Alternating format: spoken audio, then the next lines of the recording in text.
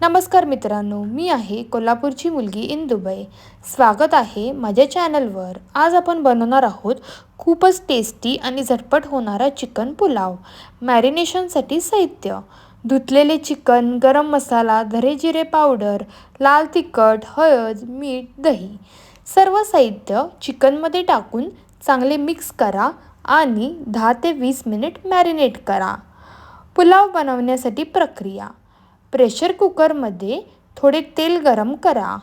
त्यामध्ये तमालपत्रे टाका.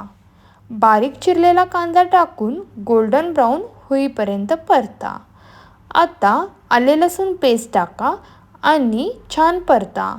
त्यानंतर त्यामध्ये टोमॅटो, हिरवी मिरची आणि कोथिंबीर टाका.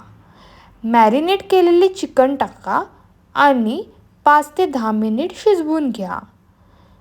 चिकन शिजल्यानंतर त्यामध्ये भिजवलेला तांदूळ टाका व हलक्या हाताने मिक्स करा. गरजेनुसार पाणी आणि मीठ ॲडजस्ट करा. कुकरचे झाकण लावून 2-3 शिट्ट्या द्या. सर्विंग टिप: गरम चिकन पुलाववरून कोथिंबीर टाकून सर्व्ह करा. टिप: दहीमुळे चिकन सॉफ्ट आणि ज्युसी होतं. कमी आचेवर शिजवल्यास पुलाव अधिक चविष्ट होतो. जर तुम्हाला ही रेसिपी आवडली असेल तर लाईक करा, शेअर करा आणि सबस्क्राईब